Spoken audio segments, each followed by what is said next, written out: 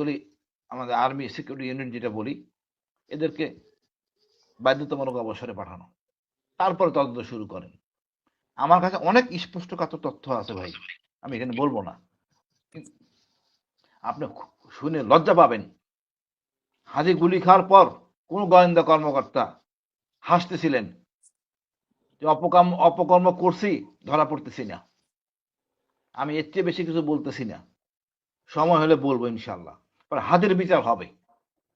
আমি বেশ কয়েক রাত কাটাইছি শাহবাগে, হয়তো আগামীকাল থেকে আবার শুরু করবো। হাদির বিচারের দাবিতে শাহবাগে যেতে আপনারা কেউ ভুল করবেন না। যা পারেন আর না পারেন ওখানে গিয়ে সমর্থন জ্ঞাপন করুন। আর আরো একটা কথা, হাদির চরিত্রে কালিমা লেপনের জন্য শুধু ওই নীলানা কিলা ইসরাফিল সহ যত বেশ্যা আছে তাদের শরীফ ওসমান হাদি হত্যাকাণ্ড বিচার হচ্ছে না। বিচারের জন্য যদিও শাহবাগ সারা বাংলাদেশের মানুষ বিচার চাচ্ছে, কিন্তু সরকার বা সরকারের প্রশাসন এতটুকু অগ্রগতি দেখাচ্ছে না যতটুকু অগ্রগতি দেখালে এই বিচার হবে। অন্যদিকে প্রশাসন এবং ডিজিএফআই সেনাবাহিনীকে সন্দেহ করা হচ্ছে তাদের তত্ত্বাবধানে কি এই হত্যাকাণ্ড ঘটেছে কিনা।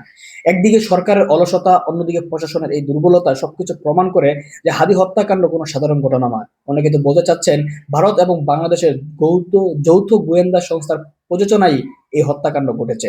এটা নিয়ে আরো গুরুত্বপূর্ণ কথা বলেছেন জ্যাকব মিল্টন। তারা তো আসলে বুঝতে পারবেন যে আসলে এই হাদি হত্যাকাণ্ড একটা বড় মাস্টারমাইন্ড ছিল। পাশাপাশি সালাউদ্দিন সাহেবকেও জড়িয়ে কিছু কথা বলা হয়েছে। আমরা আলোচনা শুনলে অনেক কিছু এই ভিডিও থেকে জানতে পারবো। রাজনৈতিক দল অঙ্গাঙ্গী শব্দের অর্থটা প্রত্যক্ষ এবং পরোক্ষভাবে এই রাজনৈতিক দল জড়িত বিধায় তারাও সরকারের এজেন্সিগুলোকে এ ব্যাপারে কোনো বিচার নিয়ে কোনো কথাবার্তা হয় না, তারা বলেও না, তারা চিন্তাও করে না যে বিচারটা হওয়া উচিত।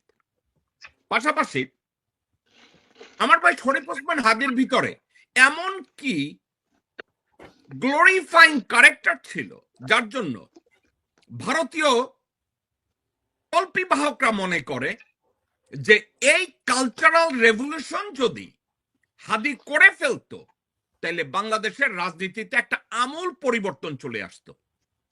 তারা হাদিকে থ্রেট মনে করেছে, তারা মনে করেছে কোন রাজনৈতিক দলের চেয়েও হাদি অনেক বেশি থ্রেট। এটা কেন, এটা নিয়ে আমি একটু ব্যাখ্যা করব। আর একটা বিষয় নিয়ে আমি কথা বলবো।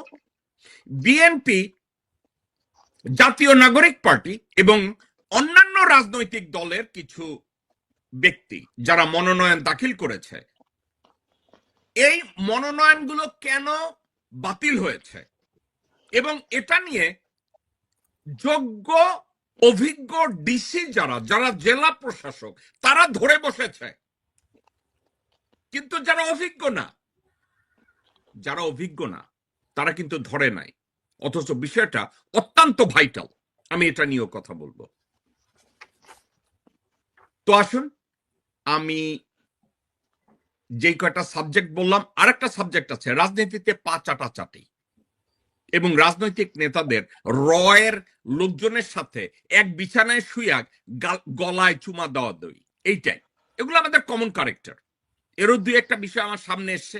পা চাটতে গিয়ে এমন ভাবে চাটা শুরু করেছে, যার পা চাটছে সে বলে তুই আমার পা ব্যথা বানায় দিচ্ছিস পা চাটতে চাটতে, তুই এবার সর।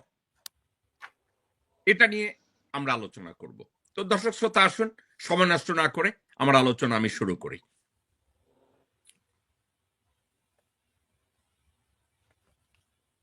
আমি স্বাগত জানাবো আমাদের শ্রদ্ধাভাজন বড় ভাই এবং রাজনৈতিক ভাবে অত্যন্ত অভিজ্ঞ এবং অনেক কিছু সাক্ষী ডক্টর মুজিবুর রহমান মজুমদার। আপনাকে স্বাগত জানাচ্ছি।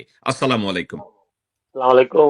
জাকিবুল্লাহ সাহেব আমাকে আজকে এই প্রোগ্রামে ইনভাইট করার জন্য খুব খুশি হলো। আমাদের শাহজালাল ভাইকে দেখে অনেকদিন পরে দেখলাম। Welcome back. আপনার দর্শক শ্রোতা সবাইকে আমার সালাম, শুভেচ্ছা এবং অভিনন্দন। এরপরে আমি স্বাগত জানাবো এবং he is kind enough to join me today. He was with me yesterday. আসলে এই এক ভাইকে আমি দেখলাম, আমি যখন কল করি তার আন্তরিকতা, আমার সবসময় তার প্রতি কৃতজ্ঞতা। কর্নেল হাসিনুর রহমান বীর প্রতীক, আপনাকে স্বাগত জানাচ্ছি ভাই। আসসালামু আলাইকুম। ওয়ালাইকুম সালাম ভাই, আপনার প্রতি অশেষ দোয়া, এবং আমি ব্যক্তিগতভাবে গর্বিত যে এই অনুষ্ঠানে সত্য কথা বলতে পারতেছি। এটা সবার সৌভাগ্য হয় না। এই অনুষ্ঠান যারা দেখছেন বা দেখবেন, সবার প্রতি আমার অভিনন্দন। ধন্যবাদ সবাইকে। আসসালামু আলাইকুম। হাসিন ভাই, আপনাকে আমাকে একটু ফেভার করবেন, আপনার মাথাটা যদি একটু উপরে উঠান ভাইয়া। ওকে।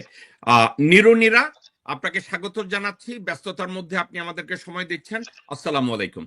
ওয়ালাইকুম আসসালাম। আসসালামু আলাইকুম।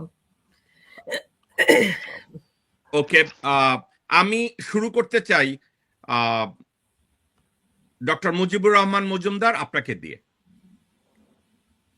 অনেকে এখন অলমোস্ট ক্লিয়ার, হাদির হত্যাকাণ্ডের সাবজেক্টে সরকারের একটা অংশ, স্পেশালি যারা ইউনিফর্মে আছে, যারা ডিজিএফআই রান করে, যারা এনএসআই রান করে, যারা সিআইডি রান করে, যারা এএসইউ রান করে, তাদের একটা অংশ হাদি হত্যাকাণ্ডের সাথে অঙ্গাঙ্গিভাবে জড়িত। এই হত্যাকাণ্ডটা এমনই একটা হত্যাকাণ্ড, আপনারা আগে জেনেছেন যে আমাদের দেশের এই এজেন্সিগুলো গুম, খুন, ধর্ষণ এর সাথে সরাসরি জড়িত ছিল।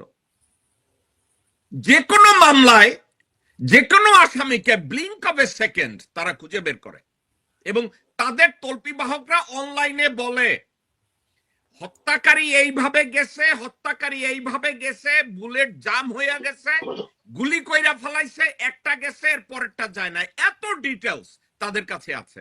অথচ হত্যাকারীকে এখনো গ্রেফতার করা হচ্ছে না। কেন গ্রেফতার করা যাচ্ছে না?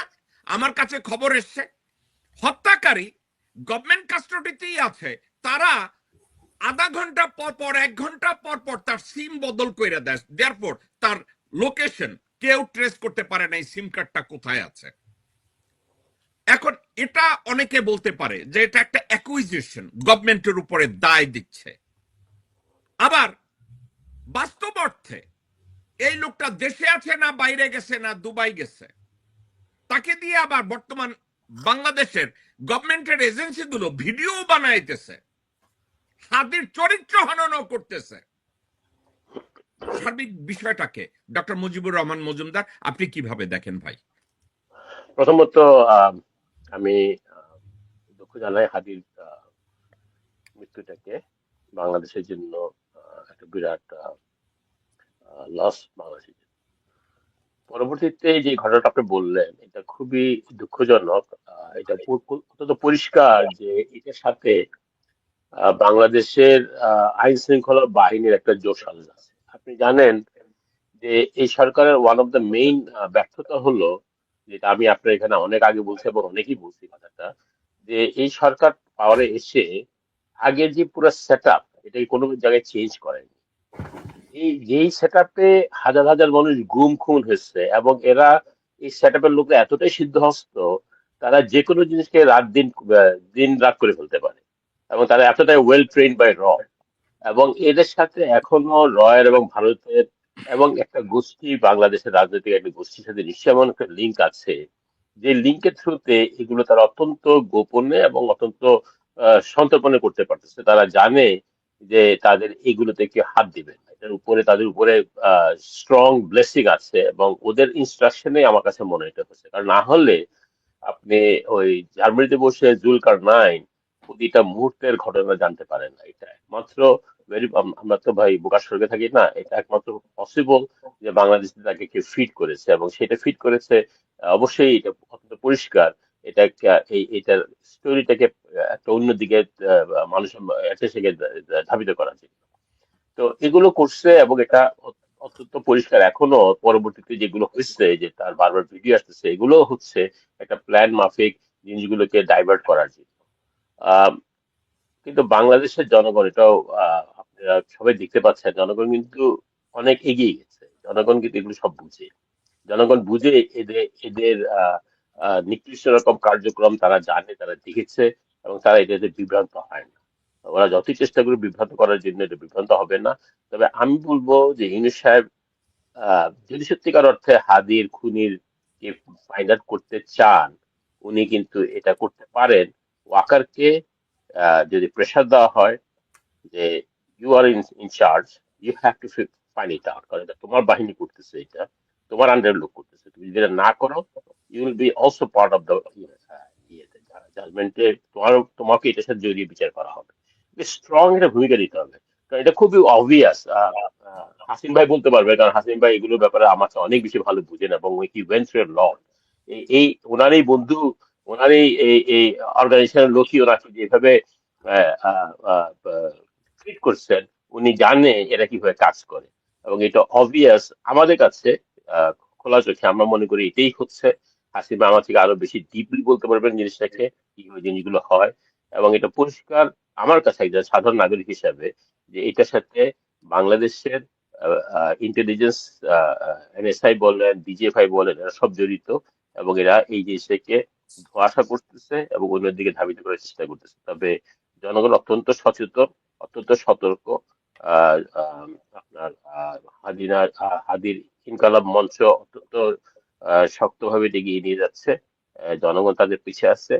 আমার মনে হয় না জনগণকে এখানে ডাইভার্ট করা যাবে। নানা রকম বিষয় তৈরি করার চেষ্টা করতে যাবে, আগে করতে হয় শেখ হাসিনা সে গভর্নমেন্ট নানা রকম ইস্যু এনেন, এটিকে ডাইভার্ট করার চেষ্টা করতে হয়, এখনো করবে। তবে আমি বিশ্বাস করি এই এই লোক যে খুনি, সে বাংলাদেশে কোথাও কোনো গোপন জায়গায় আছে, এবং এটাকে বের করার দায়িত্ব কিন্তু ইউনিস সাহেবকে নিতে হবে। এটা ব্যর্থতাও ইউনিস সাহেবকে নিতে হবে। উনি যদি শক্ত হন, কোন উপদেষ্টা যদি শক্ত হন, এটাকে সম্ভব। আর নাহলে কিন্তু জনগণ একটা পর্যায়ে এমন একটা জায়গায় দিয়ে যাবে জিনিসটাকে, যে তখন আর কারোই শেষ রক্ষা থাকবে না। মুজিব ভাই, আপনি বলছেন ইনুস সাহেবকে দায়িত্ব নিতে হবে। আপনি জানেন যে আয়নাঘর ইন্সপেকশনে ওনাকে 6 মাসের মধ্যেও ওখানে যেতে দেওয়া হয় না, এক। আর দুই, ওনাকে যখন ওখানে যেতে দেওয়ার অনুমতি দেওয়া হলো বা যেতে দেওয়ার সুযোগ করে দেয়া হলো, ওখানে বালতির ভিতরে গ্রেনেড বসানো হয়েছিল, যাতে ইনুস সাহেব ভিতরে থাকাকালীন এই গ্রেনেড জন্য ডেটোনেট হয় ওনাকে মারার জন্য। মুজিব ভাই, এখন পর্যন্ত ওই বিষয়ে একটা মামলা দায়ের করা হয় নাই। এটা তো হিসেবে দুর্বলতা। আমি সরকার প্রধান, আমি এখানে যেতে চাবো, আমি এখানে যেতে পারবো না, এটা কি করে সম্ভব? তো এটা তো ওনার দুর্বলতা। উনি যদি যেতে চেয়ে 6 মাস আগে, কোনো বাপের বেটা নেই বাংলাদেশে যে এটাকে আটকাতে পারে, আর ওনার সাথে তখন জনগণ পুরোপুরি আছে। এটা ওনার দুর্বলতা, ওনার ব্যর্থতা এটা। ওনার যারা দুষ্ট লোক চাবি যাতে উনি না যান, ওনাকে বোম মেরে মেরে ফেলতে চাবে, কিন্তু উনি উনি কি কি করেন তাহলে? উনি অন্য জায়গায় এত বড় বড় কথা বলতে পারেন, স্ট্রং মুভ নিতে পারেন, জিনিস চেঞ্জ করতে পারেন, এই সিম্পল একটা জিনিস করতে পারেন না? ওনাকে মারার জন্য একটা ইয়ে করা হলো, প্ল্যান করা হলো, ষড়যন্ত্র করা হলো, এটাকে উনি উদ্ধার করতে পারেন না? এনে বলতে পারেন না? আর উনি যদি মনে করেন যে ওনার লোকরা এটা পারবেন না, বা ওনার লোকই ওনার শত্রু, তাহলে এগুলো চেঞ্জ করে না কেন? আমি এই জিনিসটা আপনার এখানে বহুবার বলছি, এই জিনিসটা আমি কোনোভাবে বুঝি না, যে উনি আছেন, খলিল ভাই আছেন, সবাই আছে, এরা কি করতেছে তাহলে? মুখে আঙুল দিয়ে বসে থাকে, এর ভীত। এই ভয় যদি থাকে তাহলে ছেড়ে দেন না ভাই। দেশের লোক তো ভয় পায় না, দেশের লোক দেখতেছে না রাস্তার মধ্যে আছে। আপনাদের এই ভয়ের কি কারণ থাকতে পারে? আমি তো এর মধ্যে এটা কোন রকম যৌক্তিকতা পাই না। মুজিব ভাই, এখানে কয়েকটা কথা আছে কন্ট্রোভার্সিয়াল। এক, ডক্টর মোহাম্মদ ইউনুস খোদা বক্স নামে এক লোককে স্বরাষ্ট্র মন্ত্রণালয়তে অ্যাড করালেন। তখন উনাকে যখন এখানে অ্যাড করায়, তখন প্রচন্ড বাধা আসলো সেনাপ্রধানের কাছ থেকে, কারণ সেনাপ্রধানের অ্যাপয়েন্টি জাহাঙ্গীর আলম চৌধুরী স্বরাষ্ট্র মন্ত্রণালয়ের দায়িত্বে আছে। এখন কথা প্রচলিত আছে যে খোদা বক্সকে ইন করানো হয়েছে জাহাঙ্গীর কি কি করে আর কি কি না করে এটা জানানোর জন্য। হাদি হত্যা মামলার পরে জাহাঙ্গীর আলম চৌধুরী, একটা অথর্ব লোক, ওখানে এখনো বসে আছে, অথচ পূর্বের যে স্বরাষ্ট্রমন্ত্রী খুনি, আগে স্বরাষ্ট্রমন্ত্রী কে? কামাল। সেই কামালের কাজিন ডক্টর খলিলকে উনি প্রতিরক্ষা উপদেষ্টা বানাইলেন। এখন খলিল কিন্তু ওখানে বসে আছে, আমরা খলিলের যোগ্যতা নিয়ে কথা বলি না, কিন্তু ডক্টর খলিল কে? বানর মুখ কামালের কাজিন, আপন মামাতো ফুফাতো ভাই। আপনি কি এভাবে শিওর? 200%। আমি এটা জানি না যে কামাল। আজকের জানলেন, এখন জানলেন। তো আপনার কি মনে হচ্ছে এই খলিলরে দিয়ে, আপনি কি জানেন এই খলিল সাহেব হঠাৎ করে, এই খলিলকে আমি সাপোর্ট করছি, আপনি সাপোর্ট করছেন, নীরা সাপোর্ট করছে, কি জন্য? তার যোগ্যতার জন্য। অফকোর্স এবং কামালের ইশারায়, আসাদুজ্জামান খান কামালের ইশারায় সে অজিত দোভালের সাথে দিল্লি গিয়ে কথা বলে, তারপরে পরিস্থিতি উল্টাপাল্টা চেঞ্জ হওয়া শুরু করলো। এটার উপরে কি আপনি কিছু বলবেন? এটা এটা মানে ভাবতে কষ্ট হয় যে খলিল ভাইয়ের মতো একজন লোক এই ধরনের কিছু একটা করতে হবে। কারণ আপনি তাহলে দেশে কার উপর বিশ্বাস করবেন? মানে দেশে একদম টপ থেকে বটম যদি আপনি ঘুরে খেয়ে ফেললে কার উপর মানুষ বিশ্বাস করে আগাবে? তারা তো এটা কর্নেল তো হাসিনের মতো লোক অসম্ভব। দেখবে না। কেউই দেখবেন মজুমদার না। ভাই, এটা তো মুজিব যারা ভাই, তারা তো কর্নেল হাসিনের মতো লোককে দেখবে না। তারা তো ওই যে যারা ব্রিগেডিয়ার জেনারেল দেশপ্রেমিক হাসান তাদেরকে, নাসিরের মতো লোকজনকে দেখবে না। তারা যারা তো দেশপ্রেমিক ফজলুর তাদেরকে রহমানের দেখবে। মতো লোকজনকে দেখবে না। এটা খুব দুঃখজনক।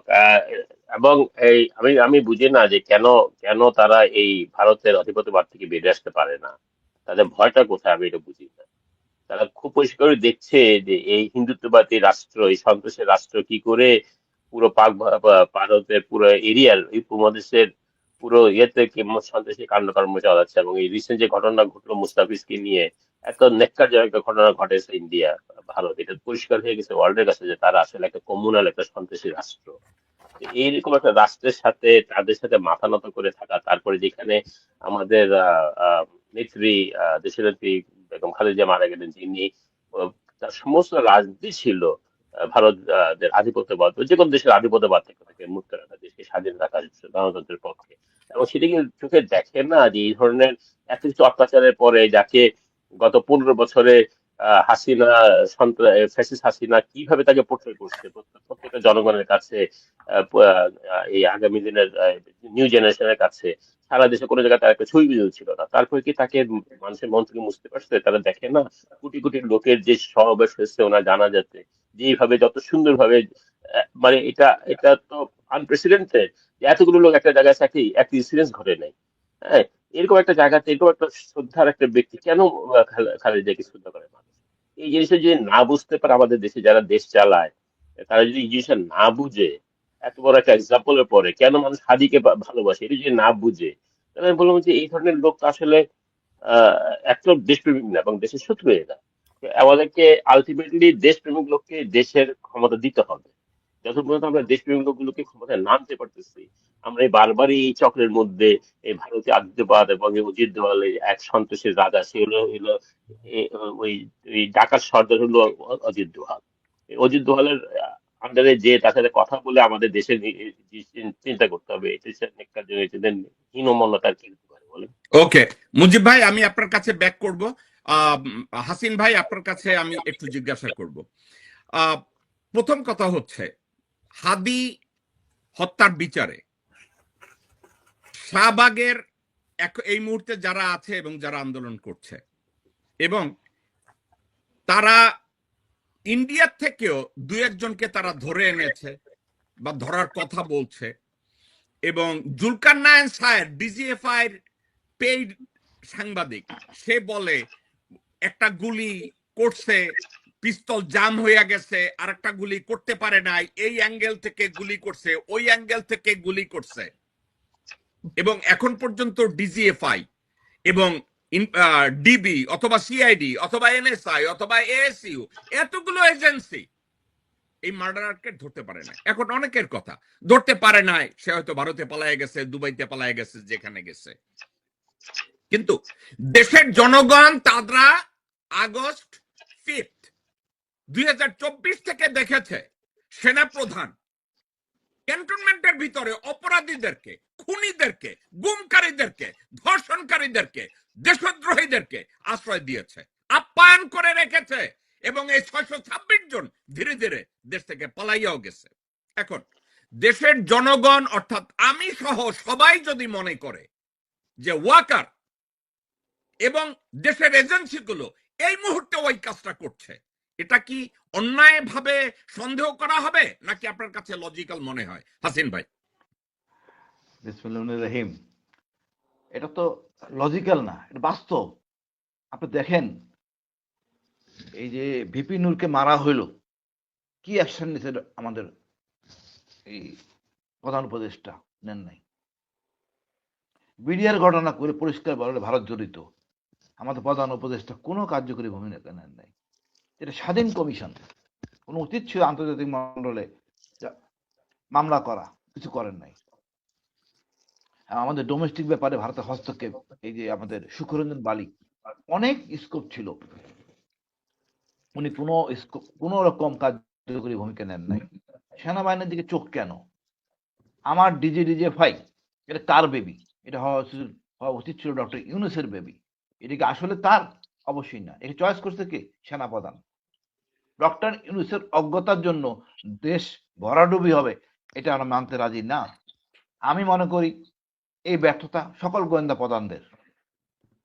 তাদেরকে উচিত ছিল, আমার মনে হয় এখনো সময় আছে, সব কটা গোয়েন্দা, ডিজিএফআই, ডিজিএনএসআই এবং যতগুলি আমাদের আর্মি সিকিউরিটি ইউনিট যেটা বলি, এদেরকে বাধ্যতামূলক অবসরে পাঠানো, তারপরে তদন্ত শুরু করেন।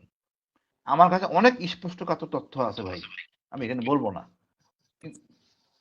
আপনি শুনে লজ্জা পাবেন। হাজি গুলি খাওয়ার পর কোন গোয়েন্দা কর্মকর্তা হাসতেছিলেন যে অপকর্ম করছি, ধরা পড়তেছি না। আমি এর চেয়ে বেশি কিছু বলতেছি না, সময় হলে বলবো ইনশাল্লাহ। হাদির বিচার হবে। আমি বেশ কয়েক রাত কাটাইছি শাহবাগে, হয়তো আগামীকাল থেকে আবার শুরু করব। হাদি বিচার না করলে এই রাষ্ট্র, এই দেশ, নির্বাচন কিছুই হবে না। বাট কোনো সন্দেহ নাই গোয়েন্দা জড়িত, কোনো সন্দেহ নাই গোয়েন্দা জড়িত। হাসিন ভাই, আপনি মিলিটারি একজন ইন্ডিভিজুয়াল, আপনি অনেক ইনভেস্টিগেশনের সাথে জড়িত ছিলেন। আপনাকে আমি একটা কথা বলি, প্রতি আধা ঘন্টা 1 ঘন্টা পর পর তার সিম বদল করে, তার লোকেশন ট্রেস করা যাচ্ছে না, এবং তাকে দিয়ে ভিডিও বানানো হয় হাদি নাকি তার কাছ থেকে 5 লাখ টাকা ঘুষ নিছে, হাদি নাকি এই করছে সেই করছে। হাদির চরিত্র হননে এই যে এখন করার চেষ্টা করছে, আমি যদি আপনাকে এমনি জিজ্ঞাসা করি, এই মুহূর্তে হাদির হত্যাকারীকে গ্রেফতার করা হচ্ছে না, অথচ গ্রেফতারকারী হাদির চরিত্র হনন করছে, এটার বেনিফিশিয়ারি কে? আমি যদি বলি, ব্যক্তি আমি, বাংলাদেশের নাগরিক, আমি বলি হাদির হত্যাকাণ্ডের বিচারের চাপটা যেন কমে যায়, হাদিকে যেন মানুষ অসম্মান করা শুরু করে, এই জন্য এই কাজটা করা হচ্ছে। তাহলে এই কাজটা কারা করছে? হাদি হত্যার বেনিফিশিয়ারি যারা, হাদিকে যারা খুন করেছে। এখন হাদি হত্যার বেনিফিশিয়ারি আমি যদি সরাসরি ধরি, তাহলে আমি ধরবো গোরখোদক আব্বাস এই হত্যাকাণ্ডের সাথে জড়িত। আমি বলবো এই হত্যাকাণ্ডের সাথে জড়িত ভারতীয় আগ্রাসনবাদ যারা এই হত্যাকাণ্ডের সাথে জড়িত, বাংলাদেশের এজেন্সিগুলো, যে এজেন্সিগুলোতে এখনো হাসিনা নিয়োজিত লোকজনরা ঠান্ডা মাথায় বসে আছে এবং বসে কলকাঠি নাড়ছে। আমার এই যে কয়টা অভিযোগ আমি করলাম, এটা কি ইলজিক্যাল নাকি আপনার কাছে মনে হচ্ছে দিস ইজ প্র্যাকটিক্যাল? আপনার যে সমীকরণ সম্পূর্ণ সঠিক। দেখেন, আমি আরো একটু বলি, আওয়ামী লীগের সময় চাকরি করছে 9 জন এক্স অফিসার, তাদেরকে অবসরের পরে আবার ডিজিএফআই কে নিয়োগ দেওয়া হয়েছে। আপনি চিন্তা করেন, যারা ডিজিএফআই এর কোর্সমেট বা সমতুল্য কাছাকাছি, কি কারণে? এখন একইভাবে শক্তিশালী হয়েছে সেনাবাহিনীর গোয়েন্দা ইউনিট, এর কোনো কাজ ছিল না বাইরে, ক্যান্টনমেন্টের মধ্যে থাকার কথা। এদেরকে এরা, আমার আশ্চর্য লাগে ভাই, বাংলাদেশে যে সবচেয়ে নিরাপত্তা পাওয়ার কথা প্রেসিডেন্ট, প্রধান উপদেষ্টা, আমাদের উপদেষ্টারা কয়জন পুলিশ স্কোর পান? একটা গাড়ি বড় জোর। আর সেনাপ্রধান কয়টা গাড়ি নিয়ে চলে বলেন আমাকে? নৌবাহিনী প্রধান কয়টা গাড়ি নিয়ে চলে? বিশাল ভর যাচ্ছে রাজপুত্র। ওনার তো এগুলো হওয়ার কথা না, উনি ক্যান্টনমেন্টে থাকবেন। আগে কি ছিল নিয়ম কি পরিবর্তন হয়েছে আইনে? হয় নাই। নৌবাহিনী প্রধান, সেনাবাহিনী প্রধান, যত প্রধান আছেন, বিশেষ করে এই 3 বাহিনীর প্রধান, আগে পিছিয়ে স্কট। এত ভয় কেন? আমাদের পাহাড়ে অফিসার নাই, ক্যাম্পে অফিসার নাই, এখানে কয়েক ডজন অফিসার ওনাদের জন্য, শুধু এক সেনাপ্রধান রক্ষার জন্য। কেন? লজ্জা লাগে যে আমার ডক্টর ইউনূস কিছু করতে পারতেছেন বা করেন না। উনি তো বয়স কম হন নাই, কয়দিন উনি আর বাঁচবেন? দুইটা ভালো কাজ করে মারা যাক। আমি তাই মনে করি। আমাদের আমাদের স্বরাষ্ট্র উপদেষ্টা আসলে গোবেচারা মানুষ, উনি পারেন না, ভেরি গুড, আপনি চলে আসেন, কাজ করেন না, পদত্যাগ করেন, এর জোরাজোরের কিছু নাই তো, দায়িত্ব আপনার নিতে হবে। আগের বারও নেন নাই বিপিন নুরের সময়, এখন নেন নাই, তারপর বিডিআর ইস্যুতে আপনার নাম আছে, আপনি কেন ওখানে থাকেন? এখন স্বরাষ্ট্র দেখেন ভাই, উপদেষ্টা হাসিন ভাই, আপনি স্বরাষ্ট্র উপদেষ্টার নিজের শালা শাহ আলমের কোম্পানিতে চাকরি করে, কন্ট্রাক্ট নিয়ে দিতেছে শাহ আলমের ওখানে, বসুন্ধরার ওখানে। এক, দুই, আমি আর ডক্টর মুজিব, ডক্টর মাসুদ এবং নিরুনিরা আমরা বিদেশে বসে যোগ্যতার দিকে তাকিয়ে আমরা মনে করলাম ওরে বাবারে বাবা, ডক্টর খলিলুর রহমান সব উদ্ধার করে ফেলবে। কিন্তু তার মামাতো ফুফাতো ভাই, cousin, first cousin Asaduzzaman Khan কামালের ইশারায় অজিত দোভালের সাথে গোপন বৈঠক করতে যায় দিল্লিতে। আমরা তো মনে করলাম অজিত দোভালের বোধহয় বাল ছিঁড়ে ফেলাইব, কিন্তু আমরা পরবর্তীতে দেখলাম অজিত দোভালের আর ইন্ডিয়ার বাল ছিঁড়ে নাই, ডক্টর খলিল ওখানে গিয়া চুমা দিয়ে আসছে। এটার উপরে কি আপনি কোনো মন্তব্য করবেন? যদি সত্যিকারের অর্থে উনি আপন আত্মীয় হয়ে থাকেন, আমার আসলে খুব ঘৃণা আসতেছে, ওনাকে আমি ভালো মনে করছিলাম, এবং এই অবনতি এই জন্য উনি দায়ী, উনিও দায়ী, উনি নিরাপত্তা উপদেষ্টা, ওর থাকার কোনো অধিকার নাই। দিনে দুপুরে একজন লোককে গুলি করে মারা হবে, আপনি এখানে ভ্যারান্ডা বাঁচতেছেন আর নির্বাচনী ইস্তিহার দেন, কোনো প্রশ্ন আছে না? আমি কি কেন্দ্রে যাব মারা যাওয়ার জন্য? আমি তো অবশ্যই কেন্দ্রে যাব না মারা যাওয়ার জন্য, এই দায়িত্ব সরকারের। আমার মনে হয় নিরাপত্তা নিশ্চিত করেন। এর মধ্যে দেখেন অনেক কিছু ঘটে গেছে ভাই, 224 জন জাতীয় পার্টির লোক নমিনেশনে সাবমিট করে বসে, এটা নিয়ে গতকাল মশাল মিছিল হয়েছে, আজকে রিট হওয়ার কথা হয় না, হয়তো আগামীকাল হবে। কিন্তু কথা হলো, এটা কোনোভাবে কাম্য না যে ফ্যাসিস্টের সহযোগীদের সুবিধা দেওয়ার জন্য আমরা এই কাজগুলি করতেছি, এটা লজ্জাজনক। ওকে হাসিন ভাই, আরো একটা কথা আপনার কাছে আমি জিজ্ঞাসা করি। আমার কাছে একটা কিছু কনফার্মেশন আসছে, কিছু তথ্য আসছে, এর প্রুফও চলে আসছে। একটা কথা, ডক্টর খলিল প্রথম যেভাবে সে ওখানে ওই জায়গায় পৌঁছে, ওখানে গিয়ে পৌঁছার পিছনে হাত ছিল খোদা বক্সের। ওকে, পরবর্তীতে একটা রিউমার বাইরে ছড়িয়ে দিচ্ছে, আর্মির সাথে ডক্টর ইউনূসের সম্পর্কটা ভালো যাচ্ছে না।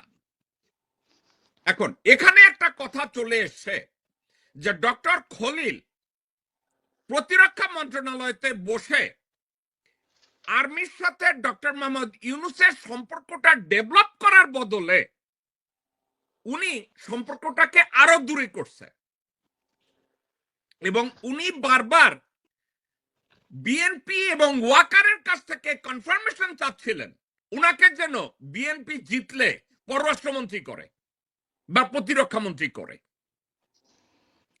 আপনার কি মনে হয় না দিনকে দিন ডক্টর ইউনূসের সাথে আর্মির যে সম্পর্ক নষ্ট হয়েছে, এই নষ্ট হওয়ার ভিতরে কিছু কলকাঠি কেউ নাড়তেছে?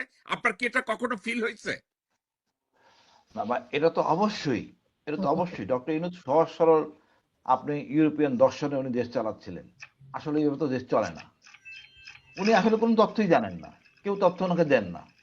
আপনি অবাক হবেন ভাই, আমরা ক্ষতিগ্রস্তরা অ্যাপ্লিকেশন সাবমিট করে আসলাম ডক্টর ইউনূসের কাছে, 3 মাস পর দেখা হয়েছে, উনি আমি জানি না, উনি বলতেন আমি তো এরকম কখন জানি না, 3 মাস হয়ে গেছে উনি জানেন না। অর্থাৎ ডক্টর ইউনূস আসলে একটা সাইড লাইনে রাখা হয়েছে, দেশ চালাচ্ছেন ওয়াকার, পরিষ্কার, এবং তার সাঙ্গাপাঙ্গ এই গোয়েন্দা। এদের সবাই যদি চেঞ্জ না করা হয়, আমরা ভালো নির্বাচন পাবো না। আমরা ওই 111 নির্বাচন দেখতে চাই না, পরিষ্কার। এখানে কোনো রকম ঝামেলা, কোনো রকম, আমার কথা হলো জনগণ যারে ভোট দিবে স্বাধীন মতো দিবে, আস্থা নিয়ে কেন্দ্রে আসবে, যে ক্ষতিগ্রস্ত হবে না। কিন্তু তার আমরা কিছুই পাই নাই। আপনি যেটা বলছেন, দূরত্ব বেড়ে গেছে সত্যিকারের অর্থে। একটা প্রজ্ঞাপন করা হয়েছিল গত 2-3 মাস আগে আমাদের ক্ষতিগ্রস্ত অফিসারদের জন্য, যেটা হাইয়েস্ট পসিবল বডি থেকে, সেইটাকে ওয়াকার আমলেই নেয় নাই। একজন উপদেষ্টা যেমন হাফিজ লিখেছে কাজ সহযোগিতা করার জন্য, কোনো বিন্দুমাত্র সহযোগিতা, ভালো যারা ছিল বোর্ডে তাদেরকে যাইতে মানা করছে, কোনো কোঅপারেট না করার জন্য ওয়াকার বলছে, এবং এই জিনিসটাকে লিখিতভাবে জানানো হয়েছে ডক্টর ইউনূসকে। ডক্টর ইউনূস কোনো অ্যাকশন নেন নাই। এই লিখিতভাবে যে হাসিন ভাই, লিখিতভাবে যে ইউনূস স্যারকে জানানো হয়েছে, ওইটা ইউনূস স্যার পর্যন্ত কি গেছে?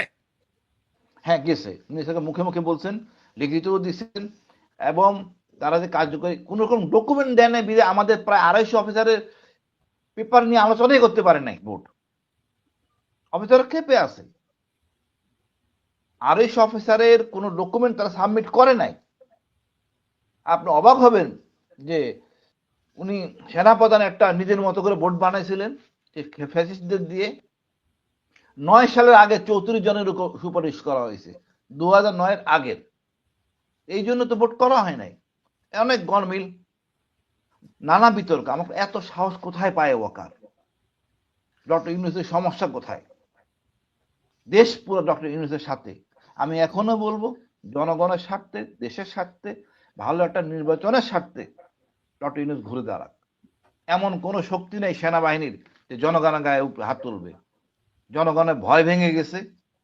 এই শীতের মধ্যে লোকজন রাস্তায়, আপনি আশ্চর্য হয়ে যাবেন এখানে নারীদের ভূমিকা মানে কতটা শক্তিশালী এবং কতটা উৎসাহব্যঞ্জক, এটা আসলে ক্যান্টনমেন্টে বসে বোঝা যাবে না।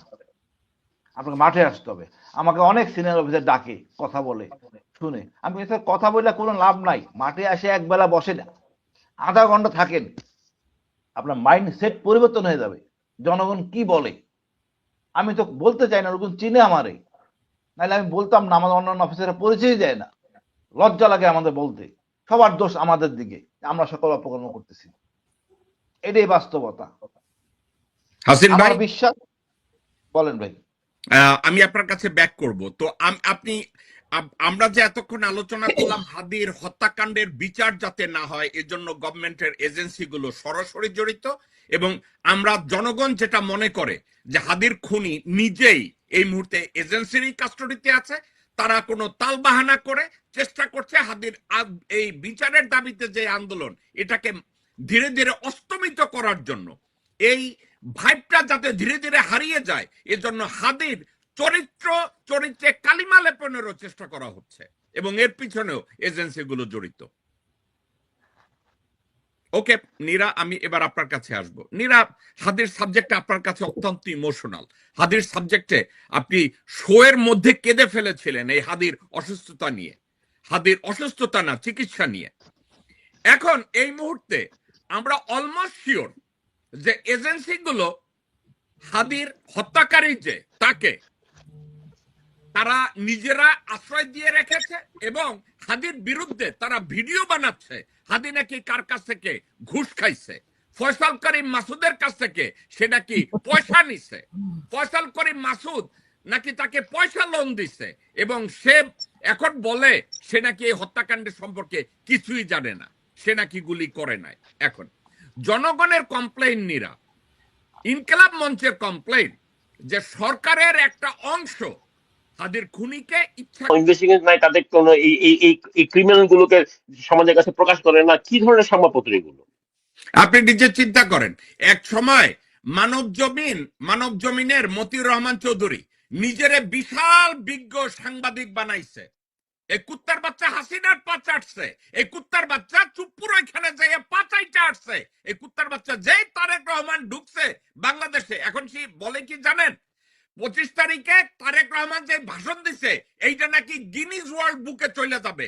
বিশ্বের সব নেতাদের ভাষণের সাথে সেটাকে সে কম্পেয়ার করছে।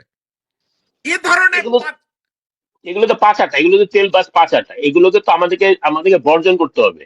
আমি আপনার এই প্রোগ্রাম বলি, যদিও আমি এই প্রথম আলো এবং ডেইলি স্টারের জ্বালিয়ে দেওয়ার ব্যাপারে আমি একমত না, কিন্তু আমি আপনার এই প্রোগ্রামে বলছিলাম যে এই দুটাকে বন্ধ করে দিতে সরকার থেকে আইন করে, কারণ তারা ফ্যাসিস্ট গভর্নমেন্টকে, তারা 111-কে আনতে সাহায্য করছে।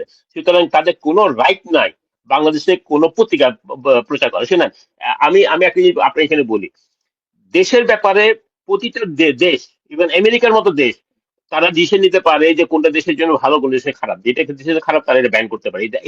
It's nothing to do with মানবাধিকার, it's nothing to do with গণতন্ত্র। আপনি আপনার এই ডেইলি স্টার এবং প্রথম আলো, আমি ব্যক্তিগতভাবে কোনোদিন এই পত্রিকা পড়ি না।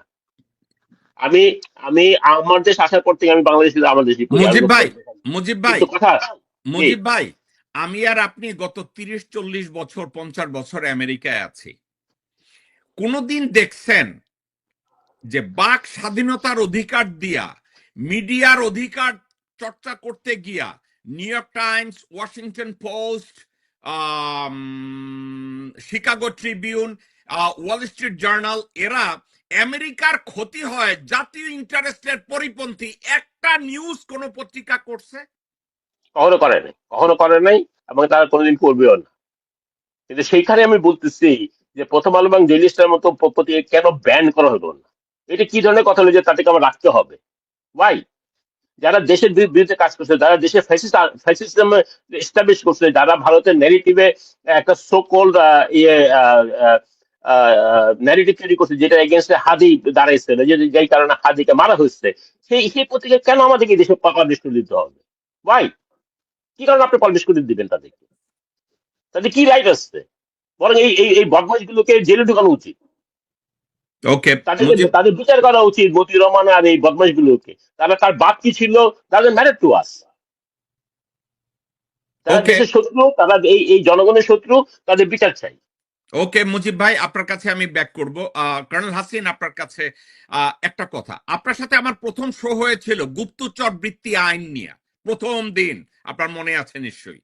আচ্ছা মনে আছে ভাই, মনে আছে। আচ্ছা, গত এই সাবজেক্টটা নিয়ে বাংলাদেশের কোনো মিডিয়া কোনো কথা বলে না, কালচারালি কেউ কথা বলে না, সিনেমা, ড্রামা, লেখক, এরা কেউ এই গুপ্তচর বৃত্তির নিরোধ আইন নিয়ে কেউ কথা বলে না, এমনকি অনলাইন অ্যাক্টিভিস্টদের। হাসিন ভাই, আপনি প্রতিদিন আপনার টক শো থাকে, প্রতিদিন আপনার আলাপ আলোচনা হয়, অনেস্ট ভাবে আপনি আমাকে একটু বলেন এই বিষয়টা নিয়ে কয় জায়গায় আপনি আলোচনা করেছেন? আমি বেশ কিছু বন্ধু বান্ধব আমাদের মিলিটারি অফিসারের সাথে কথা বলছি। এটা নাকি ওরা বলতে যাচ্ছে আইনের ব্যাপার, এবং এটা শুধু আমাদের না, ভারতবর্ষেই সমস্যাটা আছে, এবং এটা নিয়ে আসলে বেশ স্পষ্টকাতর ব্যাপার। ওই না বললাম না, একজন আপনাকে হাসিন ভাই, চুয়ান্ন আমার প্রশ্ন এইটা না, আমার প্রশ্নটা অন্য জায়গায়। এই বিষয়টাকে আমি যেভাবে অ্যাপ্রোচ করতে চাই, যে এ ধরনের একটা স্পেসিফিক আইন বাংলাদেশে নাই কেন, এই কথাটা অনলাইন অ্যাক্টিভিস্ট বলেন, বাংলাদেশের ইলেকট্রনিক্স বা প্রিন্টিং মিডিয়া বলেন, আপনি তো সব জায়গায় টকশো করেন, এই আলোচনাটাকে কে টেনেছে, কয়বার টেনেছে, কতক্ষণ আলোচনা করেছে? ভাই, আমি মোটামুটি সব জায়গায় কথা বলি, আমি কোথাও শুনি নাই। কারণ এটা এত উঁচু লেভেলের জিনিস, মাথার উপর দিয়ে যাবে। তো এটা কি তাইলে আমি আমি আমি আমি একটা বেকুব তাইলে এই সাবজেক্টটা নিয়ে এখন কথা না, বলা? আপনি অবশ্য বেকুব না, আপনি এত গুণগত মানের, এত উচ্চ মানের জিনিস, এটা আমাদের রাজনীতিবিদ মির্জা ফখরুলও কিছু বলতে পারবেন না। 9-6 আপনি যদি জিজ্ঞেস করেন, ভাই আমি একটা কথা বলি, আমাদের কোনো কিছু মনে করেন না। হাসিন ভাই এক সেকেন্ড, মুজিব ভাই আপনি কি কিছু অ্যাড করতে চান? যে আমি এখানে একটা কথা বলতে চাই যে এই কথাটা কেন এরা বলবে না, কারণ তাদের প্রত্যেকেরই কোনো না কোনো দিন তারা রয় হয়ে কাজ করবে, বা ভবিষ্যতে তারা কারো না কারো যে কাজ করবে, তারা টাকা পাবে, এই জায়গায় তারা হাত দিবে না। আপনি শুনেন, আপনার একটা জিনিস আপনি পরিষ্কার ভাবে বলি, বাংলাদেশে সংসদগুলোতে এমপিরা কি করতো, প্রথমে তাদের তাদের বেতন বাড়াতো, তারা বিনা পয়সায় গাড়ি আনার, ট্যাক্স ফ্রি গাড়ি আনতো, সবকিছু তাদের জন্য করতো। আমাদের আর্মিতে বা আমাদের রাজনীতিবিদ যারা আছে, যারা এই এই কাজই করে বেড়ায়, তাদের কাছ থেকে আপনি কখনোই আশা করতে পারেন না যে তারা এই আইনের পক্ষে থাকবে বা এই আইনকে দেশে কার্যকর করার জন্য চেষ্টা করবে। তারা কোনোদিন করবে, তারা নানা রকম ধোয়া দিবে, যেটা হাসিম ভাই বললেন, যেটা অত্যন্ত সেন্সিটিভ জিনিস, এটা পাক ভারতের উপমহাদেশে কোথাও নাই। তারা অর্থাৎ আমরা যেভাবে আছি, আমাদের এইটা করতে দাও, আমি কোনোদিন রয়ের কাজ করবো, কোনোদিন আরেক জায়গার কাজ করবো, টাকা পয়সা আমার কাছে আসবে, ছেলে পেলেরা বিদেশে পড়ালেখা করবে, আমরা এটা করে যেতে চাই। এইটা হলো আসল আসল মেসেজ আমি হাসিম ভাই কথা যেটা পাইলাম।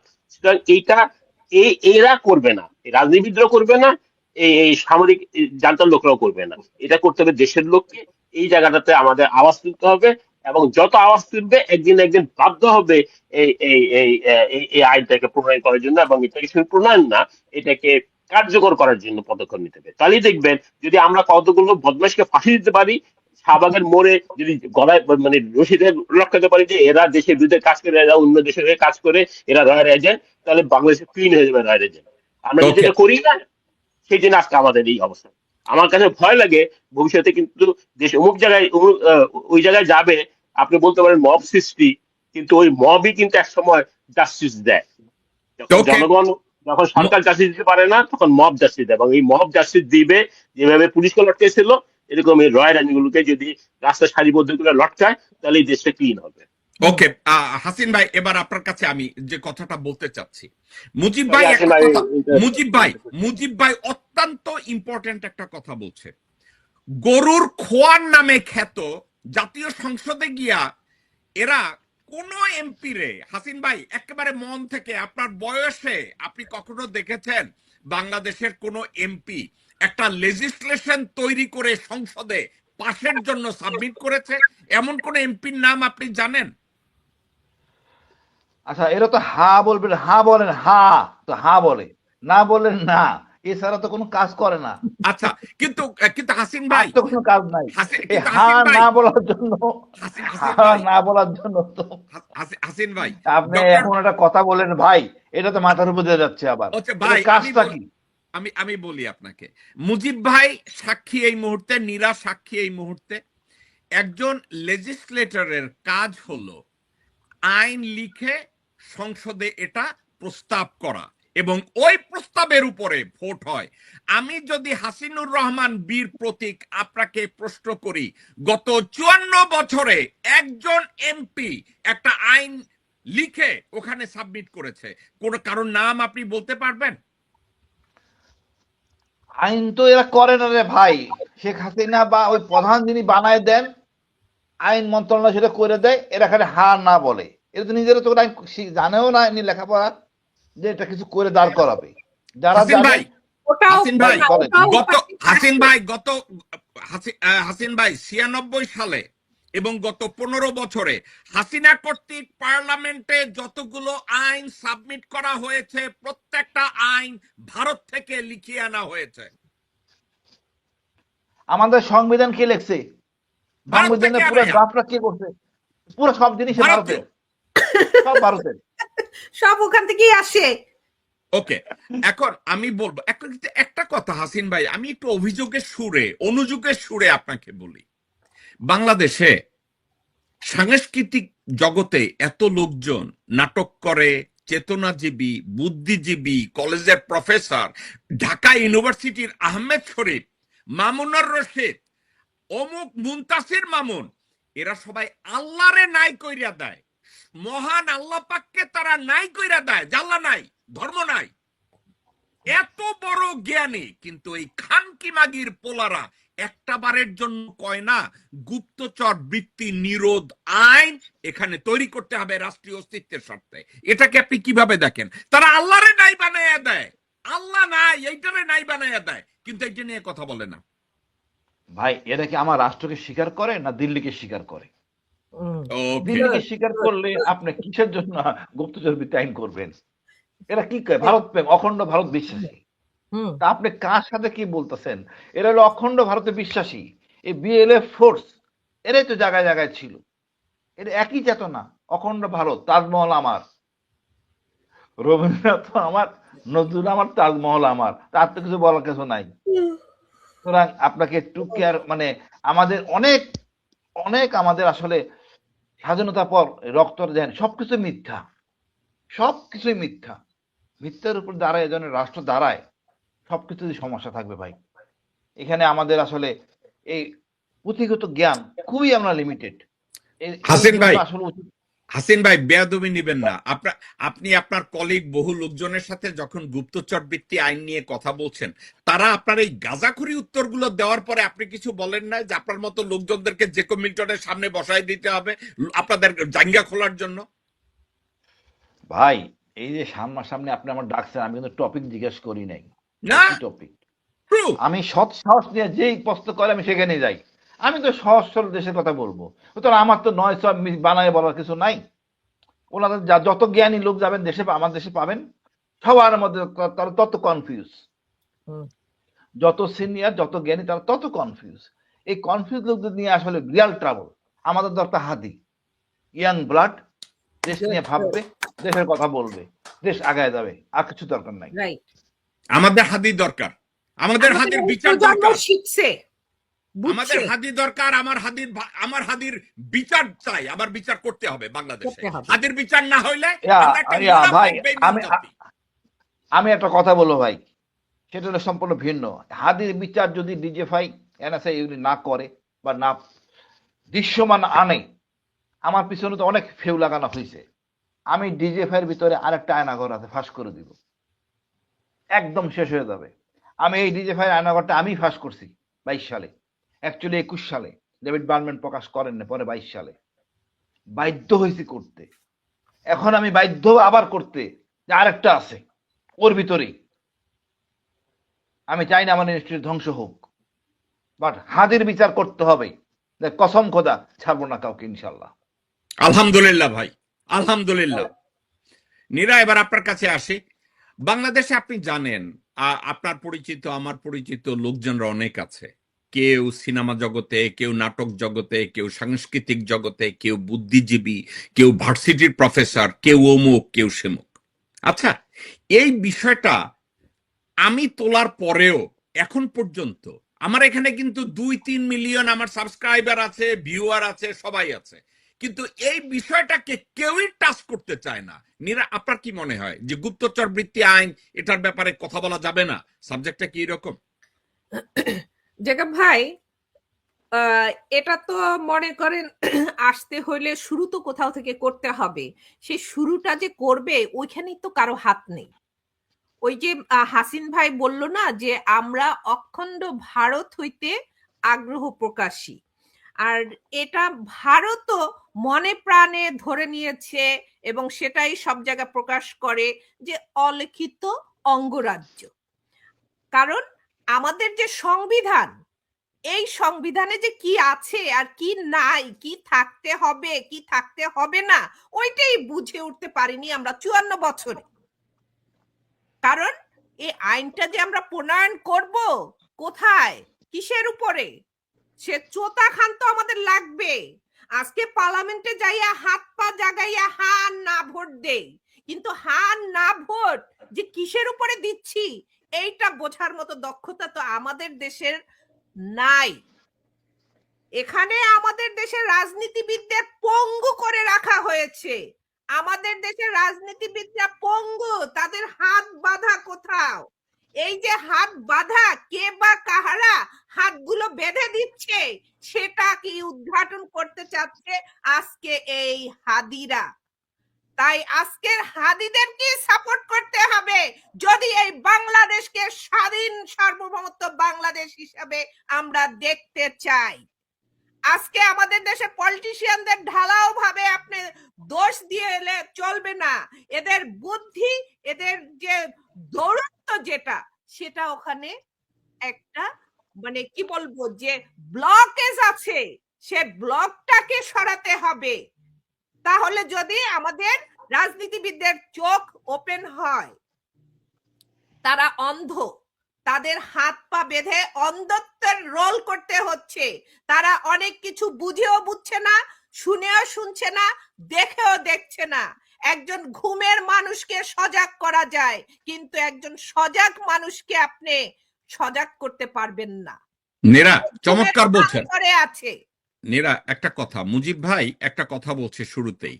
মুজিব ভাই একটা ইম্পর্টেন্ট কথা বলছে, হাসিন ভাই একটা ইম্পর্টেন্ট কথা বলছে। মুজিব ভাই কথাটা বলছে যে বাংলাদেশের আইন প্রণেতারা সংসদে গিয়া প্রথমে বিনা পয়সার গাড়ি চায়, এখানে কোনো ট্যাক্স থাকবে না। আর হাসিন ভাইয়ের কলিগরা আর্মিতে গত 54 বছর ধরে জয়েন করছে, বিনা পয়সায় একটা প্লট পাবে, আর এখন ওই প্লটের উপরে বাড়ি করার জন্য তাদেরকে বিদেশে ইউএন পিসকিপিং ফোর্সে তাদের ওইখানে যাইতে হবে। তাদের এই দুইটা। এখন গুপ্তচর বৃত্তি আইন নিয়ে তারা কথা বলবে না অন্য একটা কারণে, সেটা হচ্ছে আমাদের দেশের কালচার। আমি মুজিব ভাইকেও জিজ্ঞাসা করলাম, হাসিন ভাইকেও করলাম, আপনাকেও করলাম। আপনারা এমপিদেরকে দোষ দিতেছেন, রাজনীতিবিদদের দোষ দিতেছেন, কিন্তু একটা কথা আপনারা বলি, হাসান ইমামের মতো লোকজনরা, পীযূষের মতো লোকজনরা, আহমেদ শরীফের মতো লোকজনরা, মতিউর রহমান চৌধুরীর মতো লোকজনরা, এরা তো কালচারাল রেভলিউশনের উপরে কথা বলে। আমাদের কালচার নিয়ে কথা বলে, আমাদের কৃষ্টি নিয়ে কথা বলে, তারা বড় বড় ইতিহাসের গল্প করে, কিন্তু একটা বারের জন্য এই লোকগুলো আমাদের দেশের এই গুপ্তচর বৃত্তি, আমাদের অস্তিত্বকে মাটির সাথে মিশায়া দেয়, তারা এটা নিয়ে কথা বলে না। কেন বলে না? তারা তো লেখাপড়া জানা, কেন বলে না? তারা তো অনেক দূরদর্শী, কেন বলে না? তাইলে হাসিন ভাই বলছে তারা তো মহাভারতে বিশ্বাসী, তারা মহাভারতে বিশ্বাসী। তো এটা যদি হয়, খানকির পোলারা বাংলাদেশে কার বাল ছিঁড়ে? আমি যদি এই কথাটা এভাবে বলি, এই খানকির পোলারা বাংলাদেশে কার বাল ছিঁড়ে? ভারতে যায় না কেন গোয়ামারা দিতে? আমি যদি এই কথাটা বলি, খুব কি অন্যায় হবে? তারা তো একটা গাইডের উপরে চলে, তাদের তো গাইড দিয়ে দেওয়া হয় যে তোমাদের রোল এইটা, তোমরা এটার বাইরে এদিকে যেতে পারবে না। আজকে গুপ্তচর আইন যদি প্রণয়ন করা হয়, তাহলে তো ওই যে যারা মানে তদারকি করবে, যারা এইটাকে আদেশ দিবে যে এটা এইভাবে এইভাবে করো, তাদের তো এখানে কোনো খাওয়া থাকবে না, তারা তো ওখানে বিলীন হয়ে যাবে। আপনি কি মনে করেন নীরা, আপনি কি মনে করেন এজন্যই বিএনপি রাস্তার রিকশাওয়ালা, বালছোল, দুষ্কৃতিকারী, চোরা কারবারি তাদেরকে মনোনয়ন দেয়? জেকব ভাই, একটা কথা, আমি মনে করি না যে আমাদের বাংলাদেশের জনগণ যারা প্রকৃত অর্থে বাংলাদেশকে ভালোবাসে, বাংলাদেশের মাটি ও মানুষকে ভালোবাসে, তাদের দ্বারা এগুলো সম্ভব না। তারা ওই জাতিকেই তারা পিক করে যাদের দ্বারা এই কাজগুলো করাতে পারবে, যাদের দ্বারা মানে খুব তাড়াতাড়ি ইনফ্লুয়েন্স হয় যারা। আমি আপনাকে আমি বলি, আওয়ামী লীগ নমিনেশন দিছে বদিরে, যে চোরাকার বাড়ি করে, ড্রাগ আনে, ফেন্সিডিল বেচে। এখন ওই এরিয়ায় আপনি বদিরে যদি গালি দেন, আপনি আর আমি গালি দেই, আর হাসিন ভাই গালি দেয়, দেখবেন আমারে আর আপনারে মাটির নিচে ঢুকাইয়া ফেলাইবো আওয়ামী লীগের বট বাহিনী এবং ওয়াকারের লোকজনরা। এখন বিএনপি একই কাতারে ওই আওয়ামী লীগের বদিরে দেয় না, বদির বৌরে নমিনেশন দিচ্ছে। তারপরে এই সালাউদ্দিন কাদের চৌধুরীর কথা আমি গত 2-3 দিন ধরে বলছি, আপনি শুনেছেন। সালাউদ্দিন কাদের চৌধুরীর ফাঁসির পক্ষে হাসিনা ছিল না, সালাউদ্দিন কাদের চৌধুরীর ফাঁসির পক্ষে ছিল না হাসিনা। হাসিনাকে ওই পথে যাইতে বাধ্য করছে কে জানেন? আমির খসরু মাহমুদ চৌধুরী। আমির খসরু মাহমুদ চৌধুরী চিটাগাঙে তার চাইতে বড় নেতা কেউ হোক, এটা সে চায় নাই, সে প্রতিশোধ নিয়ে দিচ্ছে। এখন আমার কথা হলো, আপনি বলছেন জনগণ তাদেরকে ভোট দিবে। ভাই, তাদেরকে নির্বাচন করার সুযোগই দেয় না। বিএনপি যদি নমিনেশন দেয় বদিরে, তাইলে তারা ডাক্তার মাসুদ বা ডাক্তার মুজিব বা হাসিন এদের মতো লোকজনের ভোট দেওয়ার সুযোগ কই? জেকব ভাই, আমাদের দেশ যে পর্যায়ে আসছে, আপনি আর কিছুদিন সময় দেন এই হাদিদেরকে এস্টাবলিশ হতে। এই হাদিরা বাংলাদেশের রেভলিউশন ঘটিয়ে দিবে।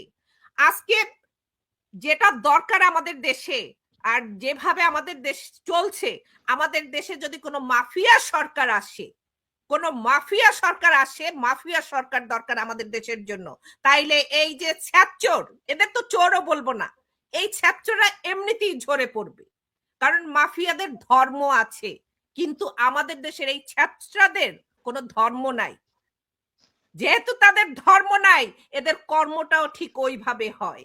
আজকে তারা হাদিদেরকে টার্গেট করে, যারা আজকে হাদিকে টার্গেট করে তাদেরকে যদি ঘুরে ধরা হয়, আর যদি আমাদের দেশে কোনো মাফিয়া থাকে, ওর 14 গোষ্ঠী টেনে যদি রাস্তায় নামিয়ে যদি হত্যা করা হয়, তাইলে আমাদের দেশের হাদিরা বেঁচে যাবে।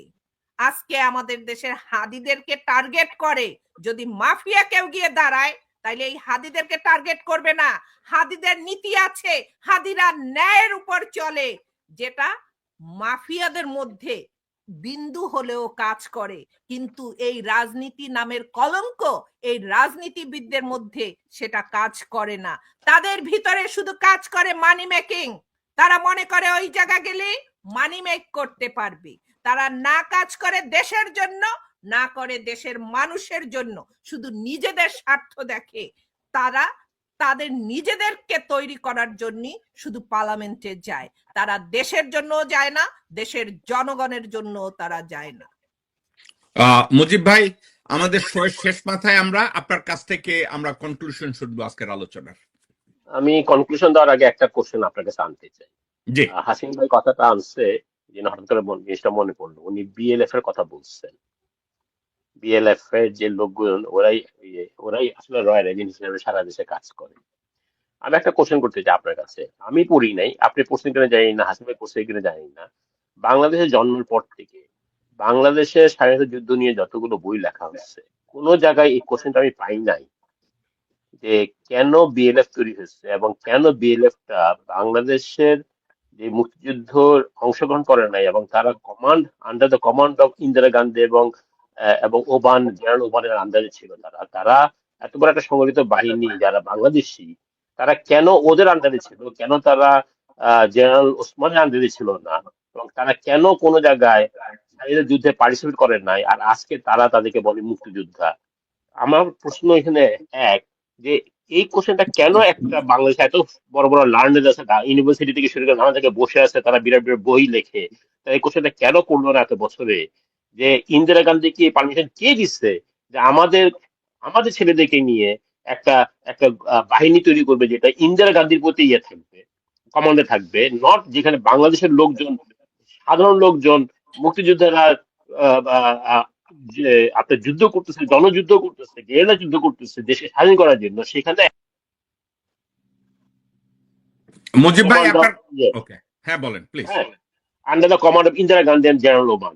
এই কোশ্চেনটা কেন আজ পর্যন্ত কোনো লোক আমি করলো না?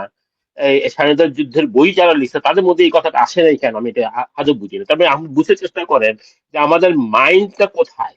আমাদের এই যে সকল ইন্টেলেকচুয়াল যারা আছে, তারা আসলে বাংলাদেশের পক্ষের লোক না। তারা তারা ওই যে বললো না যে তারা বৃহত্তর ভারতকে লাইক করে। তারা তারা মনে করে যে ইন্দিরা গান্ধী ছিল বাংলাদেশের স্বাধীনতা যুদ্ধের প্রধান, শেখ মুজিবও না, আর তাজিউদ্দিনও না, আর জিয়াউর রহমান ওসমানীও না।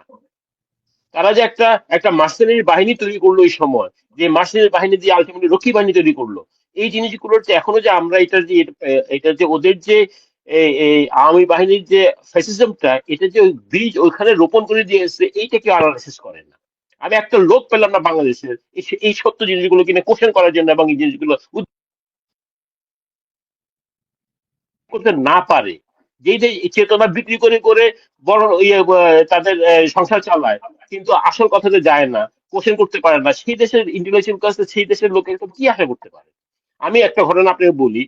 আমি হাসিনা খুব একটা পরিবারের কোন একটা লোকের কাছে আমি শুনছি, জানছি যে হাসিনা প্রতি মাসে এই যে যতগুলো সকল ইন্টেলেকচুয়াল কবি সাহিত্যিক যতগুলো লোক আছে না, তাদের প্রতি মাসে মশারা দিতেন, প্রতি মাসে তার টাকা দিত, এবং এই টাকাগুলো হাসিনার কাছে আসতো ভারত থেকে।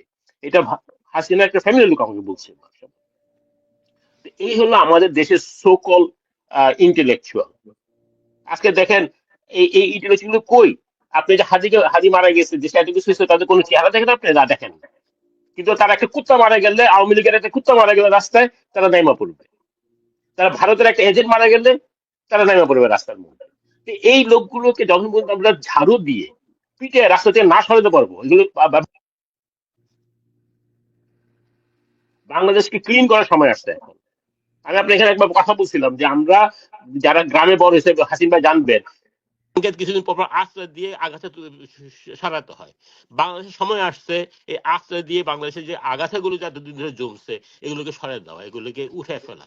যতক্ষণ পর্যন্ত আপনার না উঠাবেন, এই দেশটা সুন্দর হবে না। কারণ এই এই এই এই জঞ্জাল দিয়ে এই এই এই এই যারা গাদ্দার দেশের, যারা পেট্রিয়ট না, তাদেরকে দিয়ে আপনি একটা দেশকে আগাতে পারবেন না। সময় আসছে জনগণকে উঠে দাঁড়াতে হবে। এবং এই যে হাদি যে জিনিসটা তৈরি করে দিয়ে গেছে, ম্যাডামের যে আপসহীন নেতৃত্ব যেটা দেখিয়ে দিয়েছে আমাদের, আমার মনে হয় জনগণ একত্র হয়ে গেছে। আজকে সময় আসছে এই এই এই গোষ্ঠীকে, এদের পক্ষে যারা শক্তি আছে, এদেরকে সমূলে উৎপাদন করে বাংলাদেশ থেকে বিতাড়িত করার। ওকে মুজিব ভাই, অনেক মেহরবানি। তাইলে আমরা কনক্লুশনটা আগে আমরা হাসিন ভাইয়ের কাছ থেকে শুনি, তারপরে আবার মুজিব ভাই আপনার কাছে আসবো। ভাই আর একটা কথা, মুজিব ভাই যেন শুরুই করলো, আমি একটু বলি। জি বিএলএফ ফোর্স মানে ভারতের ফোর্স, ভারতের চেতনায় বিশ্বাসী, ওই তাজমহলের বিশ্বাসী। এর পাশাপাশি বিএলএফ ফোর্স যেন উবান হিলট্রাক্স থেকে নিরুপম চাকমা নামে একটা চাকমাকে বেছে নেয়, এবং প্রায় 10,000 প্লাস চাকমা নিয়ে একটা নতুন চাকমা রাজ্য করা হয় আমাদের সীমান্তে চাকমা এলাকায়, মিজোরাম এলাকায়, যার নাম চাকমা অটোনমাস ডিস্ট্রিক্ট, 29শে এপ্রিল 72 সালে, উইথ এ ভিউ যাতে মিজোরা বাংলাদেশে আসতে না পারে। কত ক্ষতি যে তারা আমাদের করছে, এই চাকমারাই পরবর্তীতে শান্তি বাহিনীতে টার্ন করে। সুতরাং এই বিএলএফ ফোর্স, এই উবান আমার দেশে থেকে মানে কত কি করে নাই আপনি বুঝাইতে পারবো না। আমাদের যত শিক্ষা, সাধারণ জনতা, আমজনতা, দেশে বিদেশে থাকেন, দেশে কাজ করে খান, তারা একদম নিরীহ, সত্যিকারে স্বাচ্ছা দেশপ্রেমিক। এই যত শিক্ষিত দেখবেন, এরাই হলো সকল আকরা, সকল সন্ত্রাসী, মানে এরাই হলো ওই আপনি যে ধারা কথা বলতেছেন, এই ধারাই সব। আমার এই সময় মনে করেন সেনাবাহিনী কেন যাবে ভারতে? কেন যাবে ভারতে প্রশিক্ষণের জন্য? আমরা বলেন, জানি আমি যেখানে ভারত আমার শত্রু, তা আপনি এই গুপ্তচর বৃত্তি আইন খুঁজতেছেন, আসল জায়গাটা আসি না। আমার সেনাবাহিনী কেন যাবে ভারতে প্রশিক্ষণ নিতে? ভারতের লোক কেন আসবে আমাদের দেশে প্রশিক্ষণ দিতে? কোনো সম্পর্ক নাই, এই জায়গায় বাদ, বাকি অন্য জায়গায় টুকটাক করেন, অসুবিধা নাই। আমার দেশের কেন বিচারকরা ভারতে যাবে প্রশিক্ষণের জন্য? এরা হবে না, এরা গুপ্তচর হবে না, তো কি হবে? এটি হলো বাস্তবতা। আমি মনে করি আমাদের সবাই মানে বিবেক জাগ্রত হোক, বিবেকের কাছে দায়বদ্ধতা আছে, নিজে পারি নাই, আগামী প্রজন্মের জন্য একটা ভালো দেশ সৃষ্টি করি। জানাচ্ছি আপনারা আমার আজকের সকালবেলার আলোচনাটাকে অত্যন্ত অত্যন্ত ফলপ্রসূ করেছেন আপনাদের মূল্যবান মতামতের মাধ্যমে। আপনাদেরকে নিয়ে ভবিষ্যতে আবার কথা হবে। এবার আমি কনক্লুড করব, আপনারা চাইলে আমার সাথে থাকতে পারেন। দর্শক শ্রোতা, এই ছিল আমাদের শো। একটা কথা আপনাদেরকে আমি বলতে চাই, যেটা নিয়ে আজকের আলোচনাটায় আমি টানতে পারিনি এবং টানিনি, সেটা হচ্ছে বাংলাদেশে এখন আমেরিকান, কানাডিয়ান এবং ব্রিটিশ এবং অস্ট্রেলিয়ান অনেক নাগরিকরা নমিনেশন সাবমিট করেছে। এখন আমি সিলেটে স্পেশালি 2-3টা এক্সাম্পল আমি আপনাদেরকে বলতে পারি। যুক্তরাজ্য বিএনপির সভাপতি মালেক সাহেব ওখানে নমিনেশন সাবমিট করেছে। উনি আমার বন্ধু মানুষ, আমার মুরব্বী। এবং কয়সর নামে আর এক লোক নমিনেশন সাবমিট করেছে। এবং শরীয়তপুরে নুরুদ্দিন অপু বা অন্যান্য লোকজনরা নমিনেশন সাবমিট করেছে। এখন আমার সমস্যা একটা জায়গায়, এরা যখন নমিনেশন সাবমিট করেছে, এরা সবাই বিদেশি নাগরিক, কিন্তু তারা কি করেছে? নমিনেশন পেপারের সাথে একটা অ্যাপ্লিকেশন জমা দিয়েছে এই বলে যে আমরা ব্রিটিশ নাগরিক সারেন্ডার করার অ্যাপ্লিকেশন করেছি। মজার কথা, এই অ্যাপ্লিকেশনটা আসলে ওখানে জমা তারা দেয়ও নাই। কারণ ওই অফিসিয়ালি তারা কি সাবমিট করেছে জানেন? পোস্ট অফিসে মেইল করছে, কিন্তু তারা ওই মেইলের মধ্যে একটা সাদা কাগজ ঢুকাইয়া মেইল করে দিছে। এখন ডিসি সারোয়ারের মতো লোকজনরা লেখাপড়া জানা, ডিসি সারোয়ার বলছে না না না না, আমার এইটা দরকার, এইটা দরকার। আমি জানি না সরোয়ার আলম আমার এই কথা শুনতে পাচ্ছে কিনা। আপনি গতকালকের জাতীয় নাগরিক পার্টির কোন ক্যান্ডিডেটকে বলেছেন যে আমার ওই ট্র্যাকিং নাম্বারটা দরকার, আপনি যে এমবাসি যে এটা পাইছে ওইটার ওদের কাছ থেকে অ্যাকনলেজ করতে হবে যে আমরা এটা পাইছি। যতক্ষণ পর্যন্ত এটা না পায় ততক্ষণ পর্যন্ত হুমায়ুন কবিরের মতো ব্রিটিশ সিটিজেনরা, মালেক ভাইয়ের মতো ব্রিটিশ সিটিজেনরা, কয়সারের মতো ব্রিটিশ সিটিজেনরা বাংলাদেশে নির্বাচন করতে পারে না। এটা একটা কথা জাস্ট আমি বলার জন্য, কারণ সাবজেক্ট অত্যন্ত জরুরি। নেত্রকোনায়, নরসিংদীতে, ঢাকায় অনেক ক্যান্ডিডেট, চিটাগংয়ে অনেক ক্যান্ডিডেট নমিনেশন সাবমিট করেছে যারা বিদেশের নাগরিক। প্রত্যেকটা জেলার ডিসি এবং নির্বাচন কমিশন, আপনাদের দৃষ্টি আকর্ষণ করে বলছি, বিদেশের অনেক নাগরিককে ইতিমধ্যে আপনারা নমিনেশন কনফার্ম করেছেন। আমি একটা একটা করে আপনাদের সামনে হাজির করব আগামী বুধবার দিন। এবার আসি হাদি হত্যা মামলা। দর্শক শ্রোতা, হাদি ভারতের যে নীল নকশার প্রথম স্টেজ কালচার, আমাদের বাংলাদেশি কালচারটাকে ডিস্ট্রয় করার জন্য তারা আমাদের সংস্কৃতিকে পয়জনাস করেছে, বিষাক্ত করেছে। যেমন আপনাদেরকে আমি বলি কিভাবে বিষাক্ত করেছে। আগে আমার বা আপনার আত্মীয় স্বজন মারা গেলে আমরা 40 করতাম, আমরা মিলাদ পড়াইতাম। এখন একটা গ্রুপ দাঁড়ায় গেছে, বলছে এটা বিদাত, ওইটা করা যাবে না। বছরে আমাদের মুদি দোকানগুলো হালখাতা করত, হঠাৎ করে কোথা থেকে হাজির হলো এই হালখাতা আর চলবে না। কোন একটা সময় আমরা দুর্গা পূজা, সরস্বতী পূজা করত হিন্দুরা, আমাদের প্রতিবেশীরা, আমরা সেখানে যেতাম। কিন্তু হঠাৎ করে তারা মঙ্গল শোভাযাত্রা শুরু করায় দিল।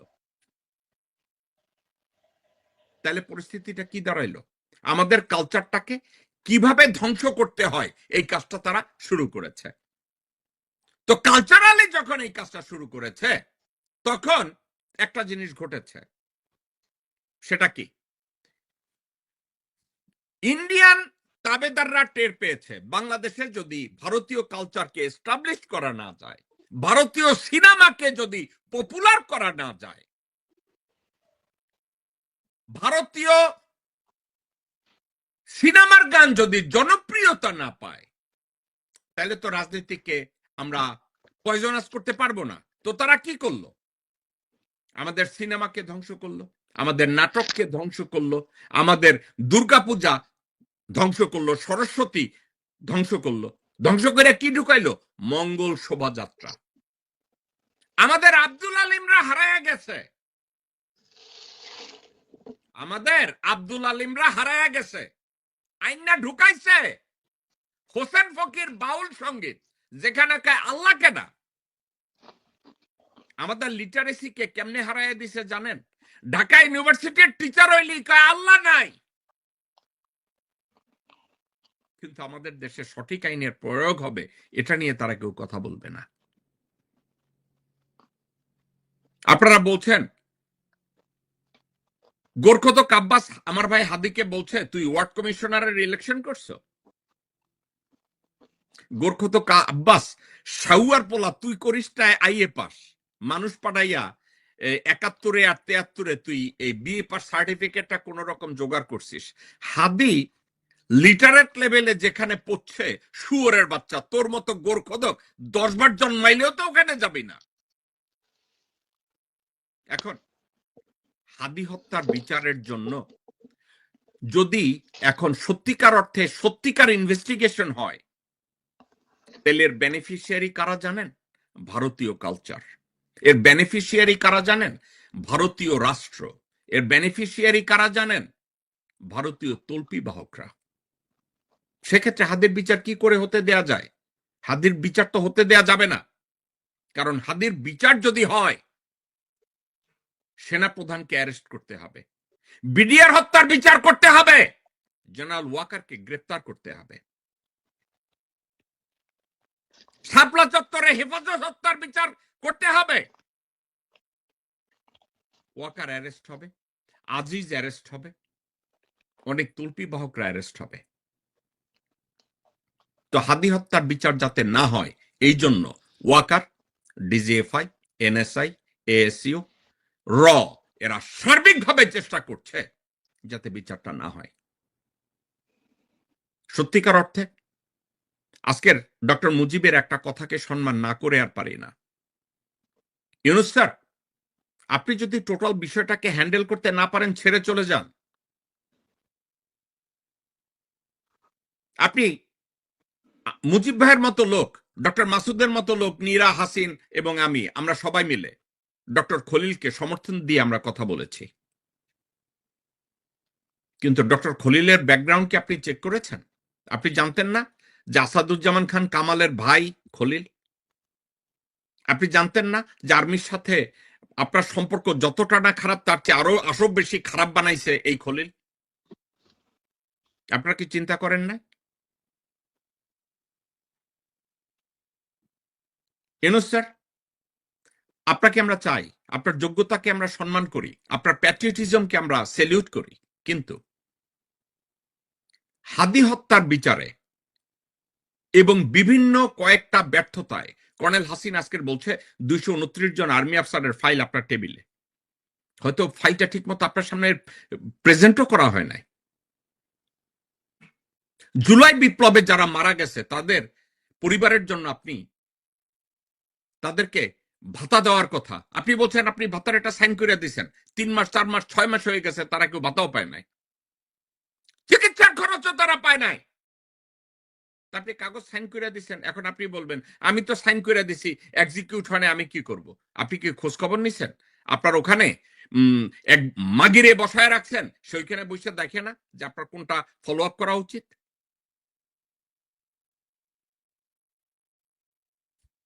স্যার, আমি ডক্টর মুজিবের কণ্ঠে সুর মিলিয়ে আজকের একটা কথা বলতে চাই। বাংলাদেশের উপরে আপনার অবদান অনেক। আমি মনে করি বাংলাদেশের এই ষটবিংশ শতাব্দীতে এসে বাংলাদেশের বিনির্মাণে আপনার অবদান অনেক। আপনার কোমরটায় বেল্টটা একটু টাইট করেন, আপনি একটু প্যান্ট শার্ট পরা শুরু করেন। বেল্ট যদি আপনি টাইট করেন এবং 2-4 জনকে থাপ্পড় চোপাট দেওয়া শুরু করেন, বাংলাদেশ সোজা হয়ে যাবে। আজকে নীরা বলছে বাংলাদেশে মাফিয়া দরকার। বাংলাদেশে মাফিয়া বলতে সবাই হাসিনারে মনে করে, কিন্তু সত্যিকার অর্থে নীরা যে মাফিয়ার কথা বলছে সেটা মারিও পুজো তার গডফাদারে বলে গেছে, মাফিয়া হওয়ার যোগ্যতা লাগে।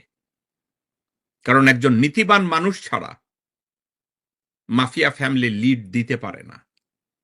আর বাংলাদেশে চোর ডাকাত জোচ্চোর শেষরা হয়েছে, মাফিয়া হওয়ার যোগ্যতা সম্পন্ন মাফিয়া আমরা এখন পর্যন্ত দেখি না।